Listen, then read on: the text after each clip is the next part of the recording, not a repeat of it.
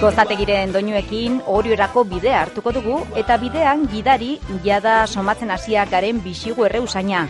Orion orduotan gori-gori daude parrilak, gaurtik hasi eta larunbata bitartean bixigu festa ospatuko da bertan, jaki bikain hau gurtzeko. Orioko estilora lemapean 500 bixigu baino gehiago erreko dituzte egunotan. Parrilla aurrean 3 lagun jo eta zu lanean, eta horien artean aurten estrainekoz parrillero izateko ohorea izango duen Mikel Manterola 19 urteko gaztea. Mikel, eguerdion. Bai, eguerdion. Jada lanean harrapatu zaitugu? Bueno, ja gauza prestatzen, parrillak da puntiun jartzen, eta gauza guzti listo jartzen ja. Erronka handia izango da zuretzat noski parrillero lanak egitea, ez da? 3 lagun bakarrik aritzen zerate hortan? Bai, egitea erronka handia, baina 3 parrillero, bestek de urtazko dabiltzaia parrillan, esperion handiko parrillerok, eta bestela de jende asko, eta hor guri lautzen bixu eta irikitzen da, nire ustez nahiko horraz emango du, nahiz da 500 bixugu izan nahiko horraz emango du, nire ustez. Eta nola erretzen da bixigua Orion, ze berezitasun du kostaldeko gainontzeko beste herriekin? Hemen gure estilua da, bixigu hartu, gatza, da olio pixka jarri, bixu azpeatzeko, da direktamente parrilla gaine jartzeko, bixigu kaioli gabe, da ezer gabe. Eta gero izango zen, gure refritua, olioa, batxuia, pipet puska bat, eta gero ospina. Teknologia berria hortaz ez da Orioko parrilletan sartu bixigua, parrillan, kalean erretzen duzue?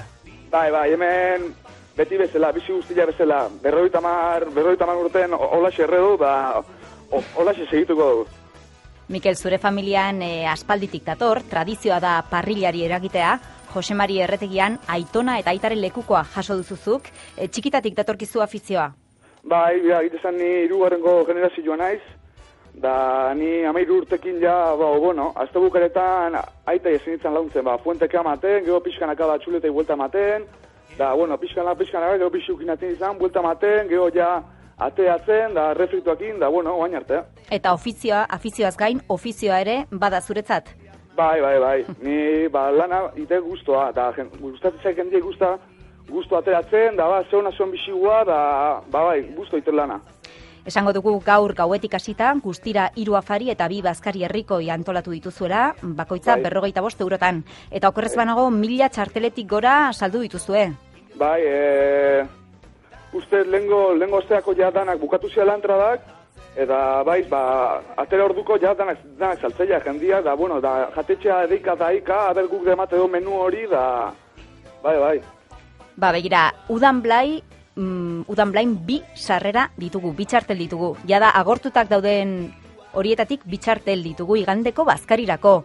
Eta gonbitea egingo dugu, 943-01-2200 telefonora deitzen duen lehenengo lagunarentzat izango dira 2 sarrera horiek. Berriro esango dugu, 943-01-2200. Beraz, privilegioa edo badugu. Eta esango dugu, igandean marmitako jana ere prestatu duzuela. Mikel? Bai, barkatu, bai. Marmitakoa, da, nire ustez de galuzia parillan de erre berduela. Aha. Bai. Eta lapiko artean ere zu ikusiko zaitugu? Mila razillo gora inberdituela, marmitakoa, bai, euron razilloa. Doanekoa. Bai. Horiora bertaratzen den guztiarentzako, marmitako jana. Bai. Zuere arituko zea lapiko artean, ala zurea parrilla da? Neria bixi gutartan ibiltzen ez ni guztua, ni marmitakoakin ja naztu iten nahi zor. Bueno, eta bapo janostean, estropadak herrian bertan, 3. Orioko ikurriña jokoan. Da, bai, bazalduta geho, jendia ikusi ezan, zerri joan, estropa polit bat, da, aber, etxekoak irabaztu guen. Hori lizateke honena, ez da? Egun handian, etxekoak irabazle. Hoi, arrena. Bixugar bajan da geho, etxekoak irabaztia estropa. Mila esker Mikel Manterola, esan dugu, Jose Mari Erretegiko semea, aurten parrillero lanetan ibiliko dena Orioko bixigu festan, gaurtik hasi eta larunbata bitartean. Mila esker. Bai, zuei esker gasko, ondo segi.